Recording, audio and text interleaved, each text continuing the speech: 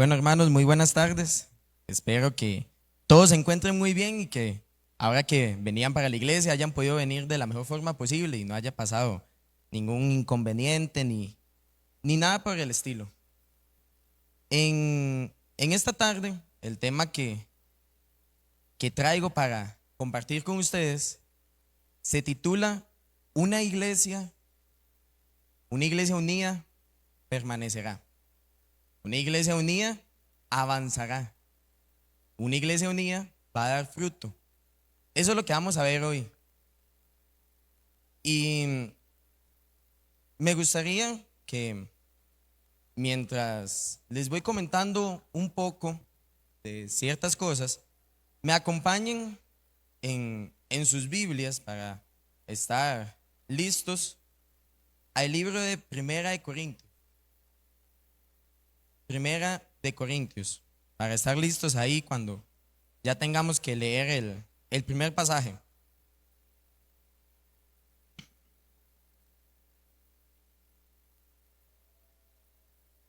A mí, yo soy una persona que hay ciertas cosas, ciertos temas de la historia que me llaman mucho la atención y ciertos personajes. Es muy interesante ver cómo ciertas personas, ciertos políticos, ciertos militares a través de la historia tuvieron ciertos pensamientos. Y uno de los personajes que me llaman la atención mucho es Julio César. Julio César, que era un político, un militar romano, era inclusive un dictador, conocido como un dictador perpetuo, porque duró más de lo que se establecía en la ley romana en aquel entonces que debía durar un dictador. Julio César dijo la siguiente frase: divide y vencerás. Esta frase puede ser vista de dos formas. La primera es para resolver un problema. Cuando nosotros tenemos un problema grande o tenemos algo muy complicado que hacer, nosotros podemos dividirlo en ciertas categorías para lograr hacerlo de una forma más sencilla, de una forma más fácil. Esa es como la primera forma, por decirlo así, en que nosotros podemos verlo. La segunda es más para un campo de batalla, la cual es que a la hora de dividir al enemigo, el enemigo se comienza a debilitar y es más fácil acabar con él, ya sea una nación enorme, un pueblo más pequeño o inclusive una congregación. A nosotros la parte que nos interesa y que vamos a estar, pues así como dando énfasis con esta frase, es en la segunda interpretación que les di. Cómo si una congregación se divide, puede llegar a destruirse y puede llegar a dejar de funcionar. Esa es la parte que nos interesa en esta tarde.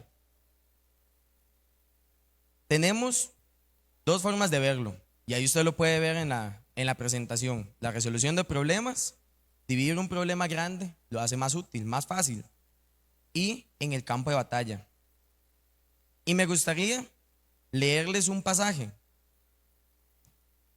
En este pasaje que les voy a leer, bueno, ahí viene la cita, es en Mateo 12. Mateo 12, el versículo 25 dice lo siguiente: sabiendo Jesús los pensamientos de ellos, les dijo: todo reino dividido contra sí mismo es asolado, y toda ciudad o casa dividida contra sí misma no permanecerá. Cuando pensamos en esta frase que dijo este militar, este político romano,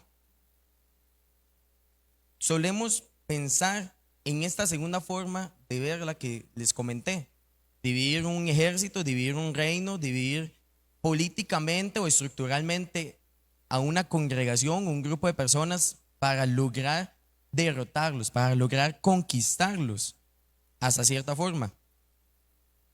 Y se nos viene la imagen de un emperador, un gobernante que sale contra un pueblo enemigo, pero no solamente que va a luchar contra ese pueblo enemigo, sino que él va y poco a poco comienza a destruirlo desde el interior y comienza a debilitarlo.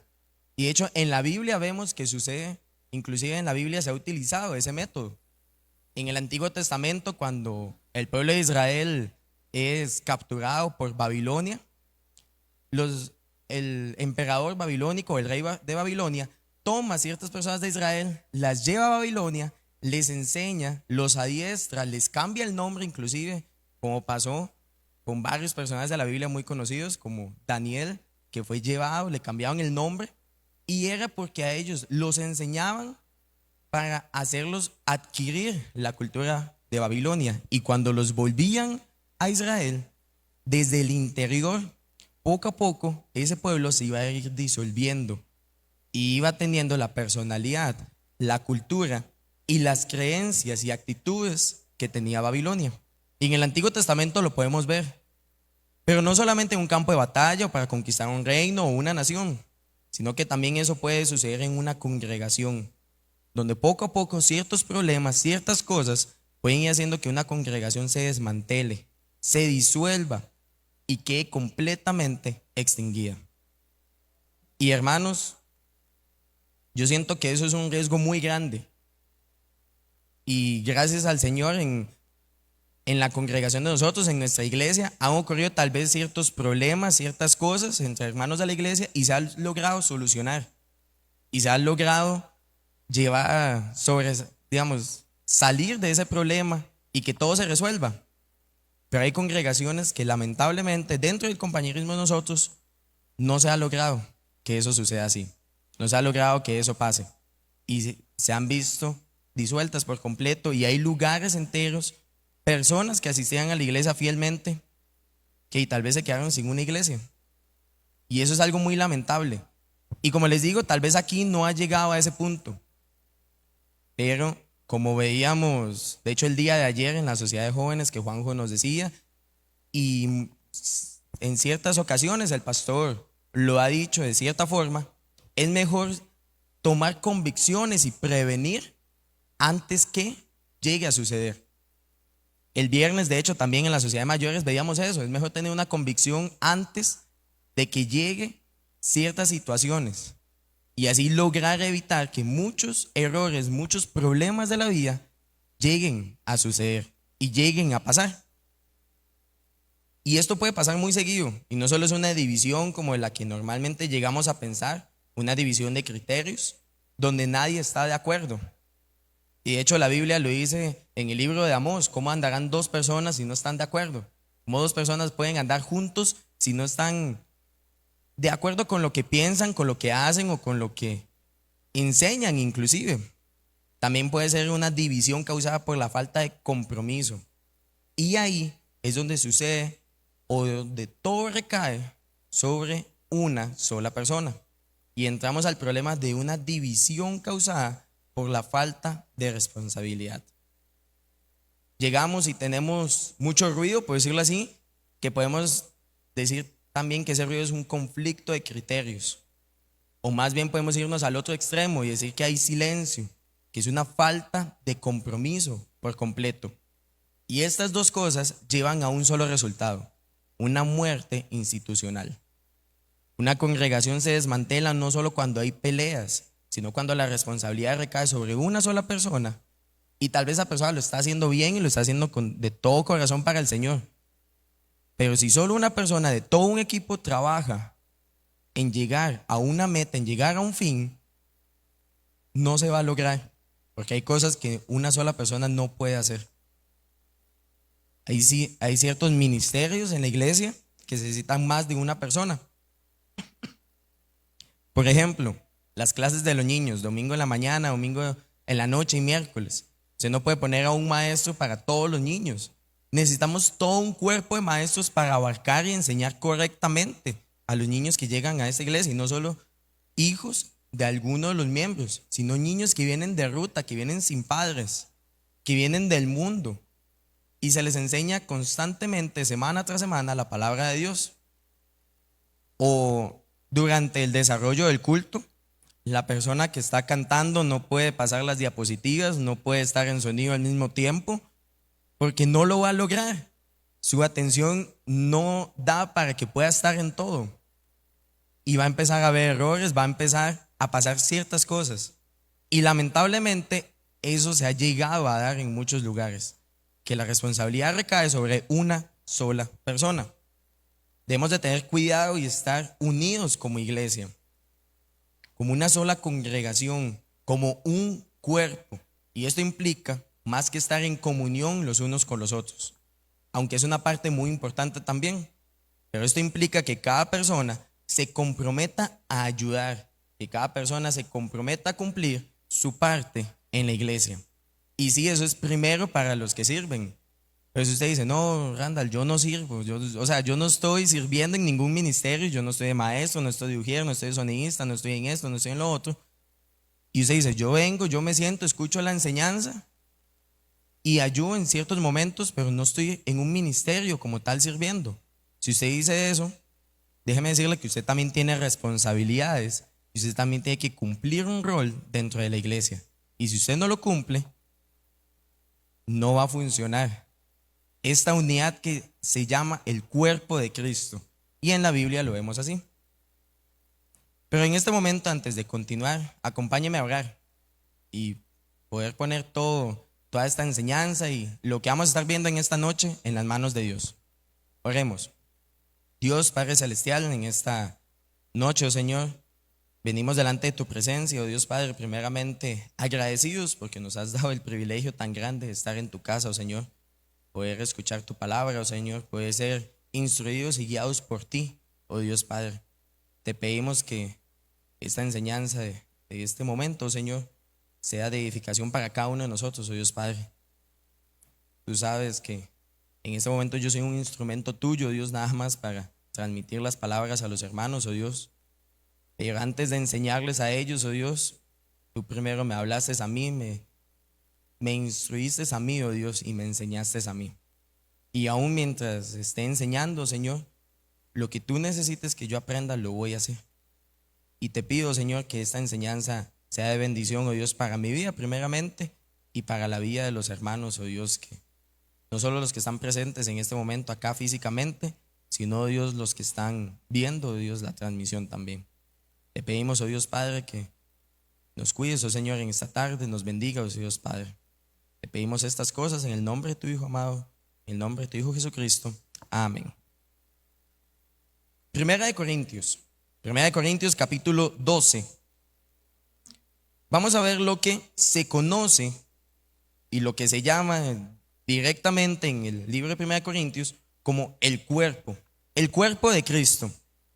Y en Primera de Corintios capítulo 12, versículos del 14 en adelante, vemos esto, la estructura que habla Pablo sobre el cuerpo. Dice en Primera de Corintios capítulo 12, versículo 14 en adelante, lo siguiente: además, el cuerpo no es un solo miembro, sino muchos. Si dijera el pie, porque no soy mano, no soy del cuerpo, por eso no será del cuerpo. Y si dijera la oreja, porque no soy ojo, no soy del cuerpo, por eso no será del cuerpo. Si todo el cuerpo fuese ojo, ¿dónde estaría el oído?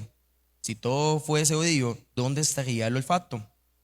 Mas ahora Dios ha colocado los miembros, cada uno de ellos, en el cuerpo como Él quiso. Porque si todos fueran un solo miembro, ¿dónde estaría el cuerpo? Pero ahora son muchos los miembros, pero el cuerpo es uno solo. Ni el ojo puede decir a la mano, no te necesito, ni tampoco la cabeza a los pies, no tengo necesidad de vosotros. Antes bien, los miembros del cuerpo que parecen más débiles son los más necesarios, y aquellos del cuerpo que nos parecen menos dignos, a estos vestimos más dignamente, y los que en nosotros son menos decorosos se tratan con más decoro. Porque los que en nosotros son más decorosos no tienen necesidad, pero Dios ordenó al cuerpo, dando más abundante honor al que le faltaba, para que no haya desavenencia en el cuerpo, sino que los miembros todos se preocupen los unos por los otros. De manera que si un miembro padece, todos los miembros se duelen con él. Y si un miembro recibe honra, todos los miembros con él se gozan. Vosotros pues sois el cuerpo de Cristo, y miembros cada uno en particular. Cuando leemos este pasaje, cuando vemos lo que Pablo le escribe en su primera carta a la iglesia en Corintio, vemos cómo se les compara a los miembros de una iglesia, a los miembros de esta congregación, con los miembros de un cuerpo. Cada persona en la iglesia cumple una parte fundamental, tiene un rol en específico que llevar a cabo. Cada persona tiene su responsabilidad. no solo como cristianos, primeramente, sino también como un miembro individual de una congregación. Algunos cumplen con el rol de maestros, otros son discipuladores, otros cumplen el rol de sonidistas, de ujieres, otros limpian la iglesia, aunque muchas veces no los vemos o pasamos por alto que semana tras semana vienen personas a limpiar la iglesia. Son una parte esencial de la iglesia. ¿Qué pasaría si llegamos un miércoles o llegamos un domingo y entramos a la iglesia y está el piso todo manchado, todo sucio, lleno de basura, de barro, de tierra? Nosotros diríamos, ¿pero qué pasó aquí? ¿Y qué es esto? O sea, hay culto, estamos listos para recibir la palabra del Señor y la iglesia está sucia. Pero semana tras semana hay personas que vienen y sacan de su tiempo para limpiar. Cada quien tiene una responsabilidad diferente y debe cumplirla, hasta el miembro que no sirve en un ministerio en específico. Y esa responsabilidad con la que ese miembro que no sirve en un ministerio en específico debe cumplir es el diezmar y ofrendar. Porque sí, hermanos, la Biblia dice que debemos diezmar y que debemos ofrendar a Dios de lo nuestro. Dios nos da a nosotros y de lo que Dios nos da, nosotros le debemos devolver a Él. Y esa es una responsabilidad para todos nosotros. Hay signos vitales, por decirlo así, y un cierto movimiento. Hay roles específicos y una responsabilidad primordial en la vida del cristiano. El rol específico, como hablábamos, es el servicio activo de muchos cristianos, como maestros, sonidistas, entre otros. Y la responsabilidad primordial de un cristiano es diezmar y ofrendar. La base para todos, para toda persona, para todo cristiano, para cualquier cuerpo, la base es la respiración del cuerpo. La responsabilidad existe, inclusive si no tiene un cargo visible en la iglesia. El error común es disfrutar del orden y la limpieza, el trabajo de otros, mientras permanecemos de brazos cruzados. Hay muchas personas que llegan aquí a la iglesia y tal vez hubieron personas que se quedaron hasta tarde limpiando, acomodando, preparando todo, y tal vez se llega a la iglesia y dicen, uy, ve ahí, hay una manchita ahí en el piso, chiquitita la mancha, pero ahí está, no limpiaron bien. Uy, vea, esta silla está 1 milímetro corrida. Uy, qué barbaridad, no saben acomodar aquí las sillas. Y lamentablemente hay comentarios y criterios así en medio de la congregación. Es muy bonito venir a la iglesia, ver todo acomodado, todo limpio, llegar un domingo en la mañana y sentir aquel aire fresco en la capilla y usted entra y usted dice, ay, qué lindo, qué bonito se ve todo, y sentarnos cómodamente y comenzar a decir, ok, todo está muy bonito, pero ¿qué está mal? Uy, vea, ese bombillo está quemado, dice alguien por allá. Uy, esa silla está mal acomodada. Uy, el púlpito no está en el puro centro de la capilla, está un poquito más corrido. Y comenzamos a quejarnos si algo no nos parece como está. Pero a la hora de cumplir con nuestras responsabilidades, lamentablemente no lo hacemos bien. O lo hacemos nada más porque nos toca hacerlo y tenemos que cumplir. Nos quedamos sentados y de brazos cruzados, esperando que alguien más lo haga, a que alguien más tome la iniciativa de ir y hacer eso que nosotros podríamos hacer. Ya no podemos ser así, hermanos, ya no podemos quedarnos de brazos cruzados. Debemos entender lo que el pasaje que leímos nos dice.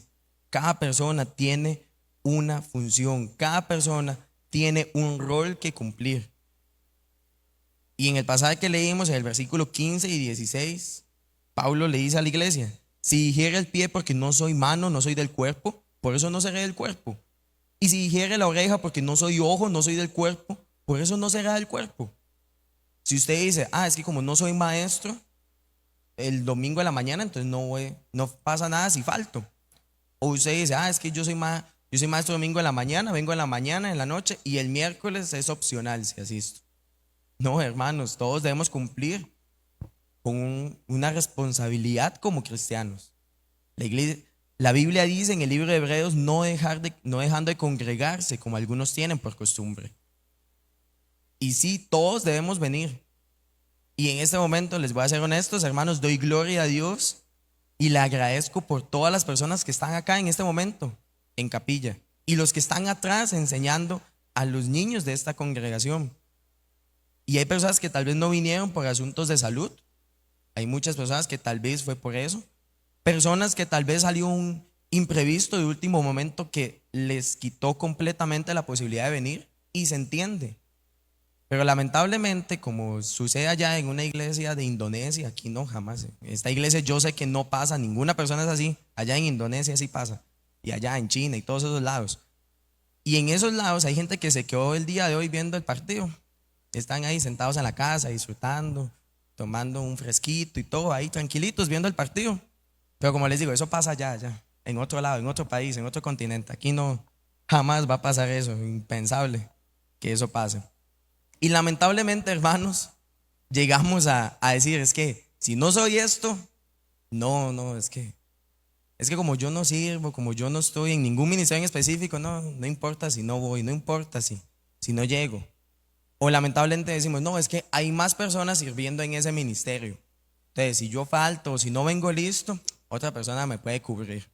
Y llegamos a tener ese pensamiento erróneo. Y lamentablemente, les voy a decir algo, hermanos, si usted tuvo ese pensamiento, la otra persona que sirve con usted puede ser que tenga el mismo pensamiento, y el otro tiene el mismo pensamiento, y el otro el mismo pensamiento, y como todos pensaron igual, nadie vino listo y nadie vino y no se logró hacer lo que se tenía que hacer. ¿Por qué? Porque sí, somos humanos. Lamentablemente pensamos en nuestro bien propio, pensamos en lo que nosotros queremos, pensamos en nuestra comunidad, en nuestra comodidad. Estamos en una zona de confort donde nos sentimos seguros y estamos tranquilos y servimos dentro de nuestra zona de confort inclusive.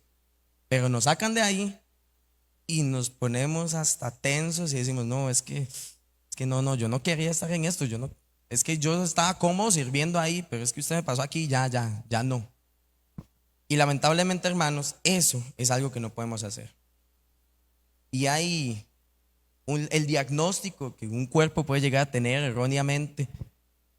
Dos patologías, por decirlo así, del servicio. Dos extremos.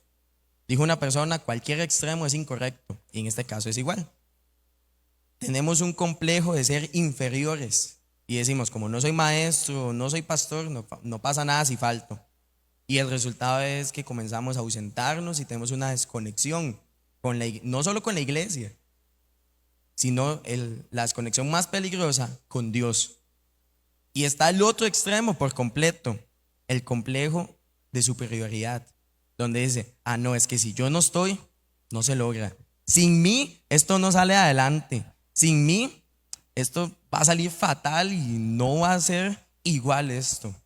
Y nos crecemos y pensamos que somos superiores a otras personas.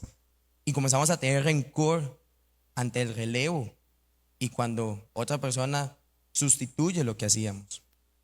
Veámoslo de esta manera, si nos ponemos a decir, como no soy maestro, no soy de gran importancia en la iglesia, como no soy sonidista, no pasa nada si llego un poco tarde o si no asisto.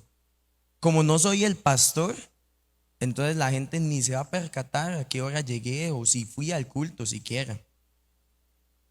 Y comenzamos a tener estos pensamientos que nos hacen ir desconectándonos de Dios y lamentablemente en cierto punto de su palabra también. Y como les decía, hermanos, está también el complejo de ser superiores, donde pensamos que sin nosotros nada se puede llevar a cabo. Donde decimos, si yo no estoy, si yo no hago esto que a mí me tocaba, otra persona lo puede hacer, sí, tal vez otro lo hace, pero lo va a hacer fatal. O decimos, no, es que esta persona es carguísima haciéndolo, pero si esa persona lo hace y no lo hago yo, espero que lo haga mal, espero que no lo haga tan bonito. Y llegamos a tener ese pensamiento y tal vez usted dice, no, Randall, nunca he pensado así y espero que nunca nadie haya pensado así. Pero lamentablemente en el fondo de nuestro corazón está como aquella espinita que decimos, no, es que sin mí no se logra, sin mí es imposible. Y nos vamos por el otro lado, como les decía, donde creemos que por estar sirviendo de maestros, sonidistas, estar en la música, estar sirviendo lo que podamos llegar a servir en la iglesia, en cualquier ministerio, eso nos vuelve completamente indispensables y que sin nosotros nada funciona. Pero la Biblia nos dice lo que realmente es sumamente importante. La Biblia nos dice realmente cuál es el rol y la solución para estos dos extremos. Primeramente para el pasivo. Vamos a ir a Gálatas el capítulo 6. Gálatas el capítulo 6. La persona pasiva, aquella persona que se comienza a ausentar, que comienza a desconectarse de la iglesia, del servicio, de Dios, de sus hermanos inclusivemente, y cuando viene se muestra apático y alejado. Para esa persona hay una solución, hay un recordatorio que podemos darle, y no son palabras nuestras o palabras inventadas por cualquier teólogo a lo largo de la historia. Son palabras dichas y escritas por el propio Dios a través de un siervo suyo. Y en Gálatas el capítulo 6, versículo 9, dice la palabra de Dios: no nos cansemos pues de hacer bien, porque a su tiempo segaremos si no desmayamos. Y aquí viene un problema, un error, o inclusive un riesgo que tal vez se corre. Hay ciertas personas de iglesias, miembros de iglesia, pero más que todo nos puede llegar a ocurrir a los que somos servidores en la iglesia a tiempo completo. Tal vez abrimos un estudio bíblico, y se los digo desde la experiencia propia. Yo me acuerdo que yo tenía, hace unos años atrás, yo tenía un estudio bíblico, y yo deseaba hacer 1001 cosas en ese estudio bíblico. Pero semana a semana a mí me llegaban 7, 8 personas nada más. Y eran las mismas 7, 8 personas, todas las semanas, todas las semanas. Y de esas 7, 8 personas, la persona más joven era yo. El resto eran como de 45 años hacia arriba. Y yo me sentía raro enseñándoles a esas personas de la palabra de Dios. Personas inclusive que por mucho tiempo fueron a la iglesia y se habían alejado. Y yo decía: Dios, ¿qué estoy haciendo mal? Señor, ¿qué estoy haciendo que el estudio no crece? Y comencé a desanimarme en cierto momento. Y en eso que yo me estaba desanimando, curiosamente llegó una de las personas del estudio bíblico, una de las personas a las que yo estaba enseñando, y me hace: uy, Randall, espero que se encuentre muy bien, me gustó mucho la lección de hoy. Hace: tenga, le regalo esta tarjetica. Y me dieron de esas tarjeticas que traen unos mensajes motivacionales y un versículo. Y cuando vi el versículo y me fui a la cita bíblica, era este versículo. Y cuando yo llegué y lo estaba leyendo, dice: a su tiempo segaremos si no desmayamos. Yo me quedé pensando, y yo comencé a desanimarme, comencé a desmayar, y olvidé que sí, uno puede hacer todo lo que uno quiera, pero el crecimiento, la prosperidad, el fruto en la iglesia, la da Dios nada más.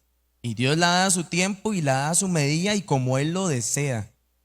Y en el momento yo dije, e inclusive yo llegué a pensar: si Dios no me está dando el crecimiento en esto, es porque tal vez para mi vida personal no va a ser de bendición y no va a ser de un ejemplo correcto para los demás.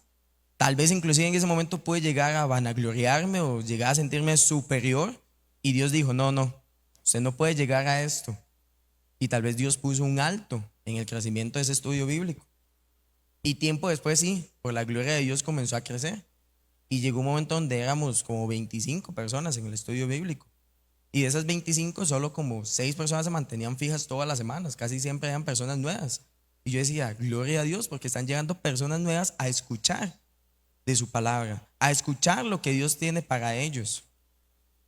Y para el pasivo esto es un recordatorio, esto es como decirle: usted tiene que volver a encender la chispa que usted tenía en sí.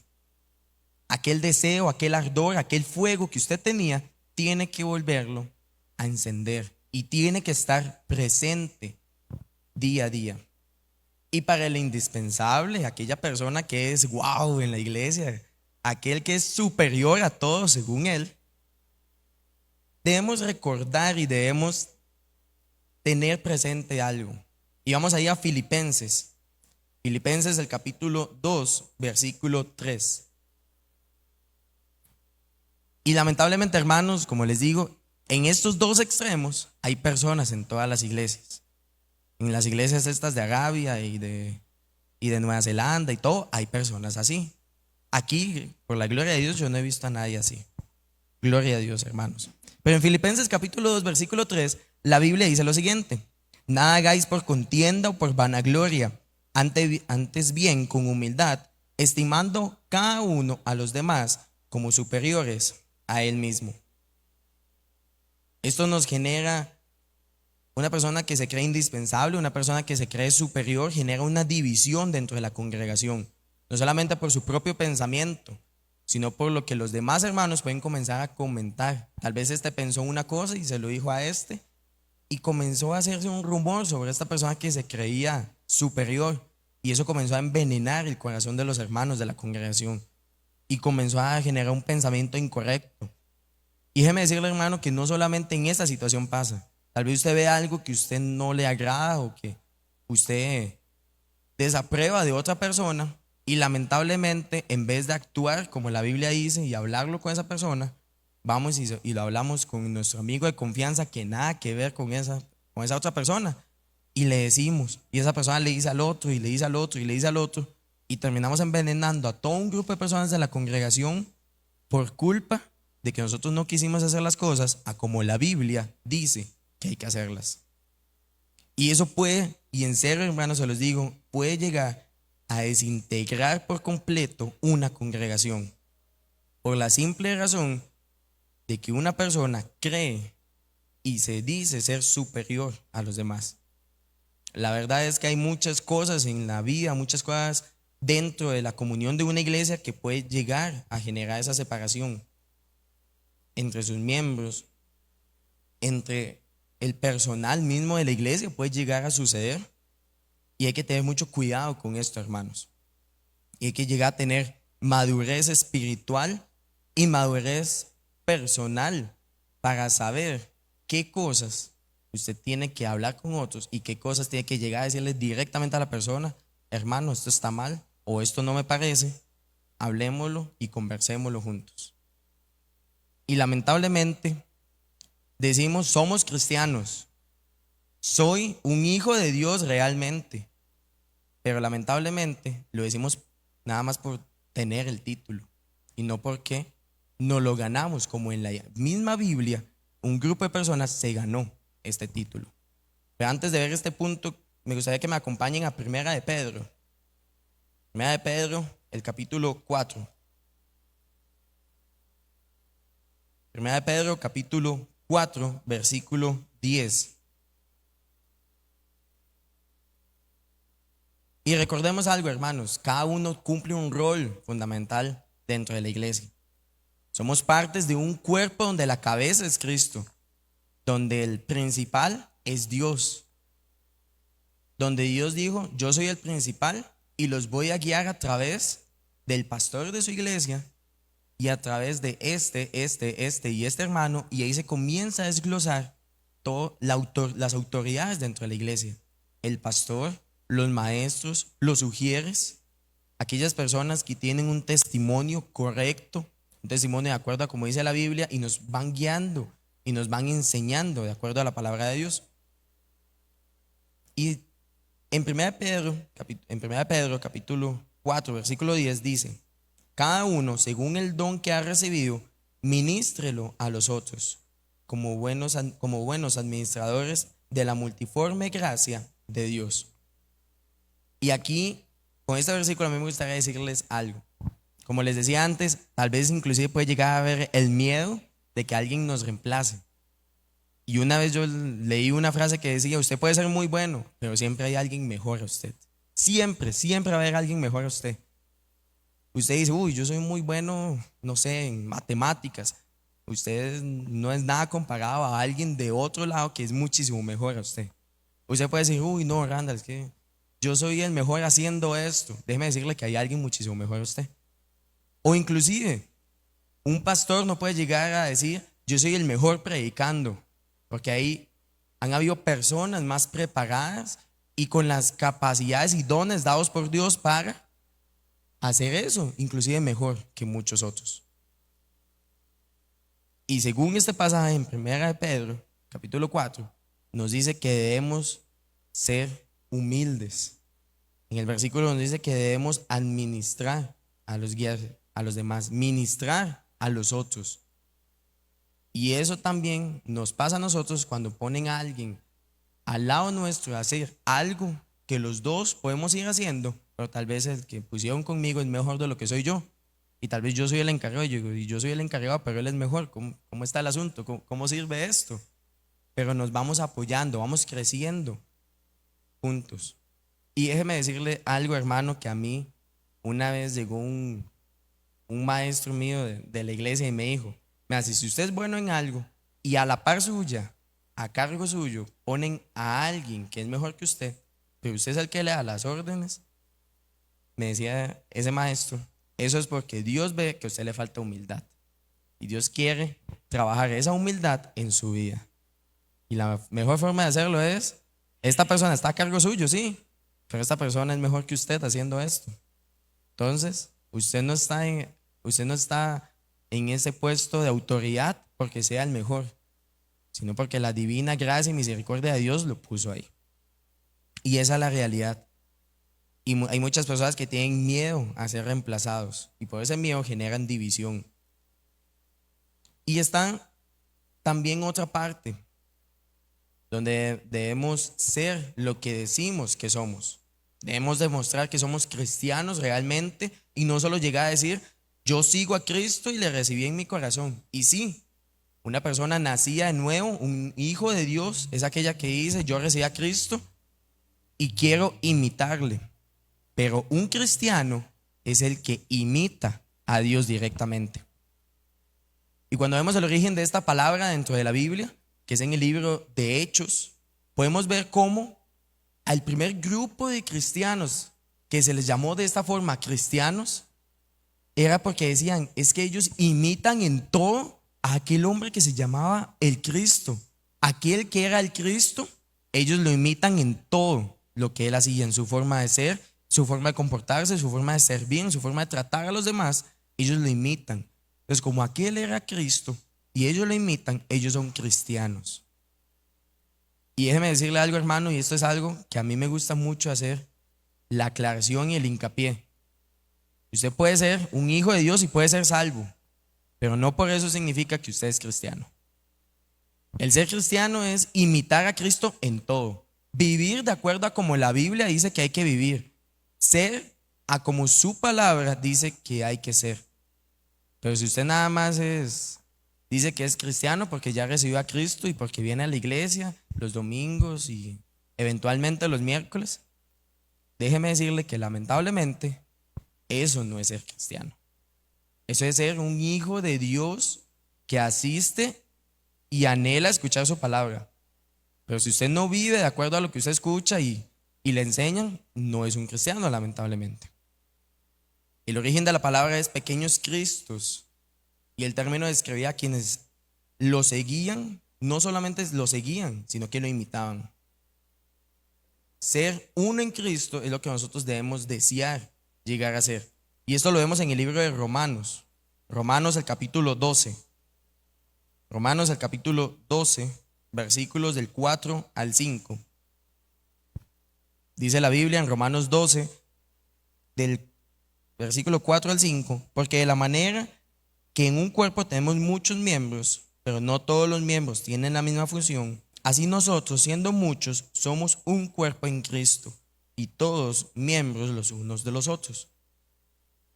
En este pasaje podemos ver que nuestras acciones individuales están subordinadas a la cabeza, están sujetas a lo que la cabeza nos dice y nos enseña que debemos hacer. Y hay que demostrar que nosotros realmente somos cristianos. Y hay algo que yo le puse: la auditoría de las prioridades. Y lamentablemente, hermanos, esto es algo que muchas personas tienen en su mente. En el trabajo secular trabajan, madrugan, son excelentes, se esfuerzan al máximo, pero para Dios o en su casa, 5 minutos tarde no son nada, dan lo que sobran. Con el poquito tiempo que les queda libre, tal vez uno que otro día, les sirven a Dios. Y hace un tiempo yo leía una frase de un misionero, no la apunté aquí, pero se me acaba de venir a la memoria. Y él decía que los cristianos hoy en día gastan más comprando el alimento para sus mascotas que lo que dan para la causa de Dios.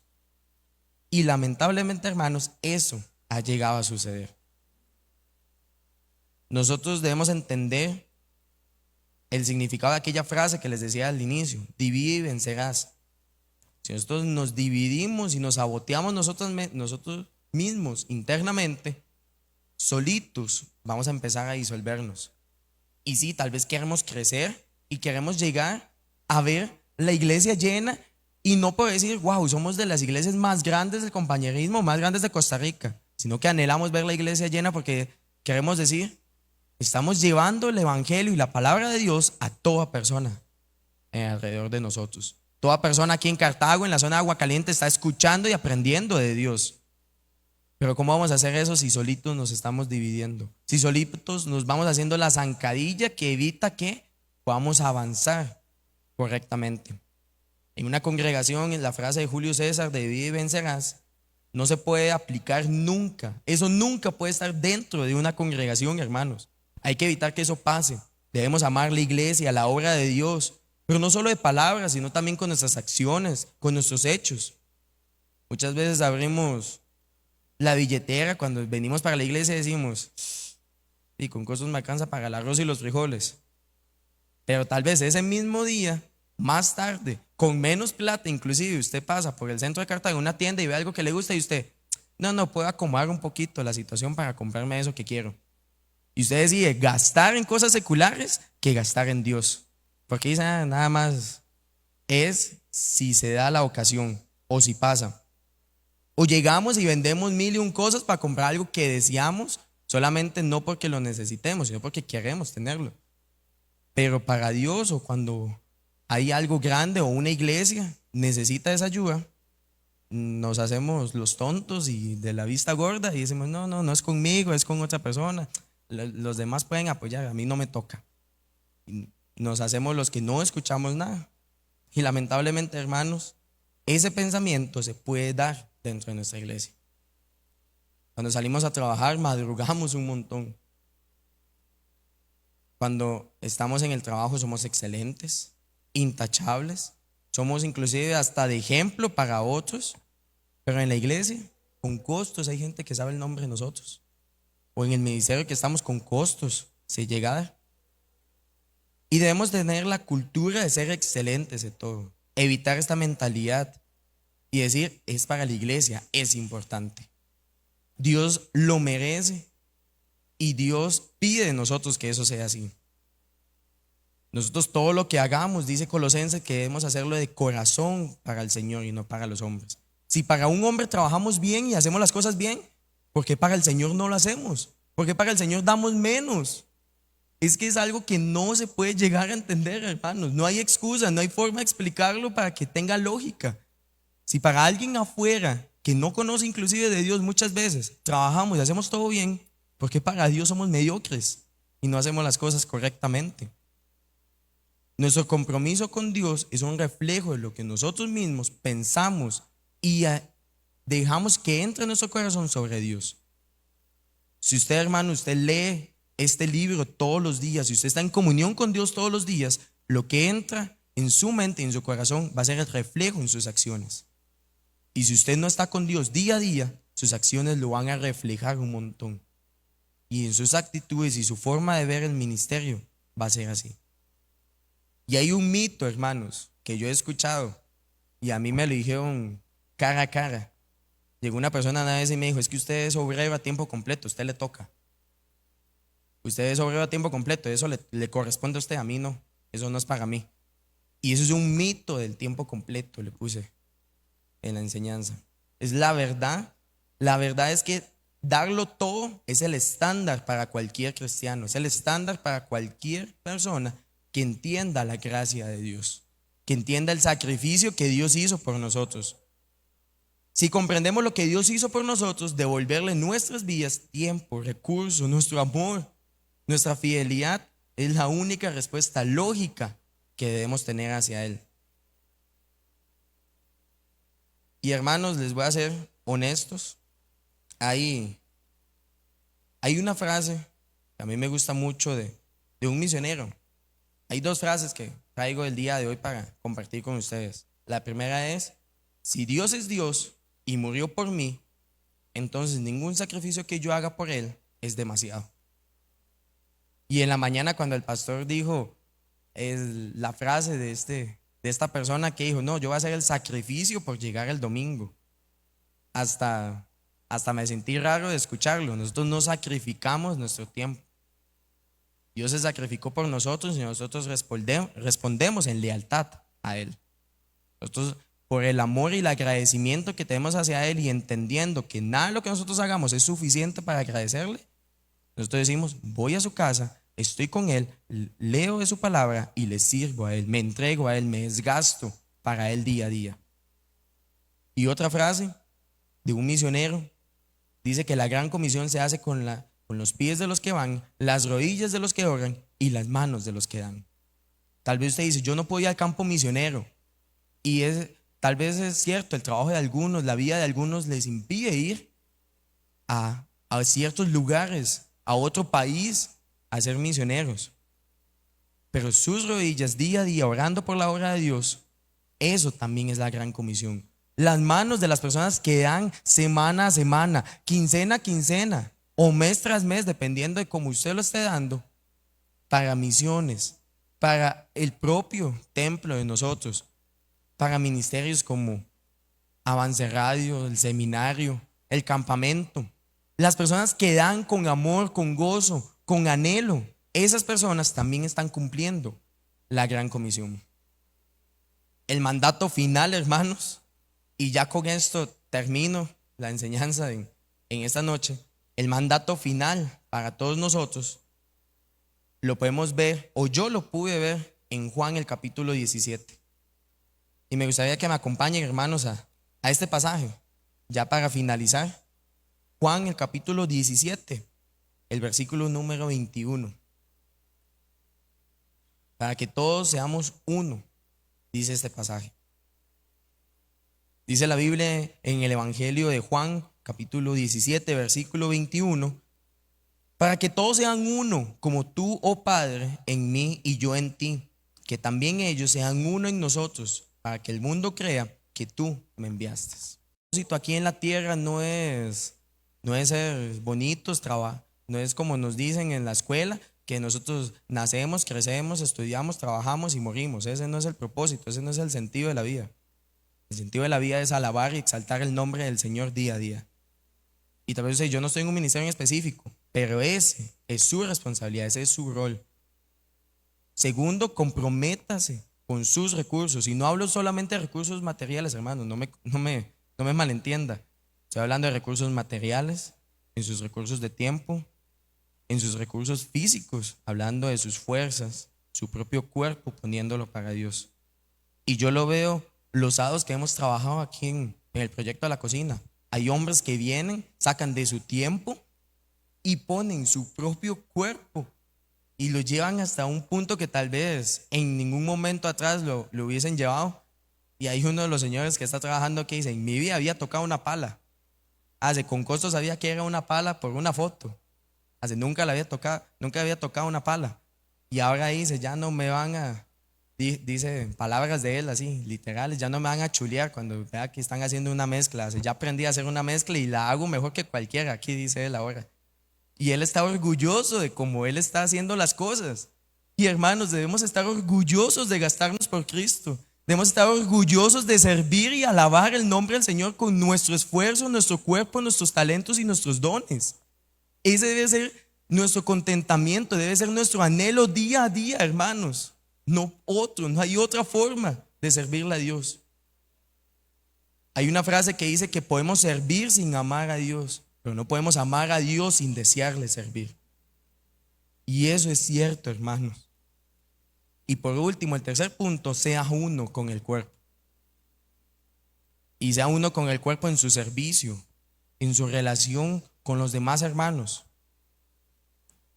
Yo iba a hacer una dinámica ahorita que hicimos esta semana en el seminario y estaba curioso, honestamente. Iba a agarrar a uno de ustedes y le iba a preguntar que si sabía el nombre de absolutamente todas las personas que están aquí ahorita. Y no somos tantos. En el seminario lo hicimos y solo 2 personas levantaron la mano que se sabían el nombre de todos los que estaban ahí. Éramos como 80 personas que estábamos ese día en la capilla ahí en la iglesia en San Sebastián. Y solo 2 personas pasaron. Y de las 2 personas, solo una persona logró decir el nombre de todos. Y el pastor que enseñaba ese día decía: si usted no conoce el nombre de los que están estudiando con usted, preparándose para enseñar a otros, ¿qué dice que usted se sabe el nombre de todos los hermanos de su iglesia? Los que están semana tras semana, mes tras mes, año tras año, día tras día, a la par suya. Y le voy a hacer una pregunta, hermano, para que usted piense. ¿Usted conoce la situación de cada uno de los que están aquí? Dificultades, problemas, adversidades de todos los que están aquí. Lamentablemente no es así. No conocemos lo que cada una de estas personas enfrenta. Y no solo los que están aquí, de los que están afuera. O se los pongo así: ¿alguno de ustedes se ha sentado o se ha interesado por saber la vida de cada uno de los niños que están allá atrás? Y no hablo solo de los que vienen a la iglesia con sus padres, sino de aquellos que vienen de la ruta, de un lugar disfuncional, donde reciben maltratos, gritos, donde inclusive hubo una vez que yo andaba con Patria haciendo ruta y llegamos a una casa y le dijimos a la mamá: ¿hoy sus hijos van a ir a la iglesia? Y ella: sí, ellos van a ir a la iglesia. Y diciéndonos eso, se volvió y le pegó 4 gritos a sus hijos y los comenzó a tratar malísimos, de que cómo no estaban listos, de que corrían a alistarse y todo. Y uno de los chiquitos venía con la cara toda sucia. Y Patria agarró y como pudo le limpió la cara y todo. Y déjeme decirle, hermanos, en serio, si ustedes conocieran la situación de cada uno de los niños que están allá atrás, usted, semana tras semana, si usted tiene un vehículo, tiene un medio de transporte, usted llamaría a Patri y le diría: Patri, yo voy a recoger esos chiquitos, tómeme en cuenta. Y Patri más bien tendría una lista enorme donde tendría casi que hacer un rol para que todos pudiesen ir, porque más bien sobraría gente. Pero lamentablemente, hermanos, no nos interesamos por la vida de otros. Y eso es un problema que divide la iglesia y que puede llegar a ser de separación. La vez pasada el pastor nos decía: piensen en actividades que podamos hacer en la iglesia, piensen en cosas que podamos implementar. Y él decía: a mí me gustaría, me encantaría ver que después de un culto los hermanos se queden aquí compartiendo, riendo, vacilando. Y él nos decía: así tengamos que quedarnos 2 horas más después del culto, esperando a que se vaya el último para poder cerrar. Y él decía: pero es que aquella comunión entre hermanos es necesaria, aquel compañerismo, aquel anhelo de estar a la par del otro, de hablar con el otro, de conocer al otro. Y haga la prueba. Piensa ahorita ahí para usted. Dígase usted mismo: la situación de fulano, ¿cómo será? O solo conoce los que son familia suya o son amigos suyos más cercanos. O conoce, no sé, la situación de la casa, y puedo decir algo, no sé, de Carla, de Paola. Usted conoce la situación de Paola, la vida de Paola, qué dificultades tiene. Tal vez los que son líderes de mayores, sí, los demás. De Leslie, de Dana, de Aarón, de don Javi, de don Isidro, de don Fabián. Usted conoce que viven ellos día tras día. O inclusive usted conoce que vive el pastor día a día. Aquel que se paga aquí todas las semanas, enseña, predica y nos guía y nos instruye en la palabra de Dios. Y usted alguna vez se ha puesto a pensar: ¿y qué pasará con el pastor esta semana? O sea, ¿qué hará el pastor en una semana normal de él? ¿O cómo será su vida día tras día? ¿Qué problemas tendrá? ¿En qué puedo brindarle mi ayuda? Y déjeme decirle, hermano, que todas estas cosas pueden dividir una iglesia. Esta falta de compromiso, esta falta de unidad con el cuerpo. Póngase en pie, mi hermano, y acompáñeme a orar para finalizar en esta noche. Dios Padre Celestial, oh Señor, primeramente te damos honra y gloria a ti, oh Dios, porque nos has dado el privilegio tan grande de ser parte, oh Señor, de tu iglesia, oh Dios Padre. Poder congregarnos junto a personas, oh Señor, que anhelan, oh Dios, escuchar tu palabra, desean aprender más de ti, no solamente para tener conocimiento, oh Señor, no solamente para envanecerse, oh Dios Padre, sino también para alabarte y glorificarte a ti, oh Dios, y que en sus vidas se vea reflejado ese conocimiento que han adquirido de ti. Oh Dios Padre, tú sabes mejor que nadie qué hay en nuestro corazón y qué hay en nuestra mente, oh Señor. Y te pido que nos puedas guiar, que nos puedas instruir, oh Dios, al estar en comunión con los hermanos, oh Dios. Claro que sí, pero primeramente estar en comunión contigo. No separarnos de la cabeza, oh Dios, porque si nos separamos de la cabeza, que eres tú, todos aquellos síntomas, todos aquellos males que pueden entrar dentro del cuerpo, van a empezar a entrar poco a poco, y van a empezar a carcomer, oh Dios, esta congregación, esta iglesia, oh Dios. Y eso es un riesgo enorme y que no podemos permitir que nos pase a nosotros, oh Dios Padre. Bendice, oh Dios, esta iglesia, bendice a todas las personas que están acá, oh Dios. Ayúdanos, oh Dios, a crecer no solamente en cantidad, como muchas veces deseamos o pensamos, sino también a crecer, oh Dios, en la calidad de nuestra comunión contigo, en la calidad del conocimiento que tenemos de ti, oh Dios Padre. Ayúdanos a ser uno con el cuerpo, Dios. Haznos uno, Señor, como cantábamos hace un tiempo, oh Dios Padre. Como decíamos hace un tiempo, Señor, haznos uno en ti y uno con los demás hermanos. Oh Señor, te pedimos esto y te damos honra y gloria, oh Señor, porque tú eres bueno, tú eres misericordioso y eres santo, Dios. Te pedimos, te suplicamos esto, Dios Padre, en el precioso nombre de tu Hijo Jesucristo. Amén.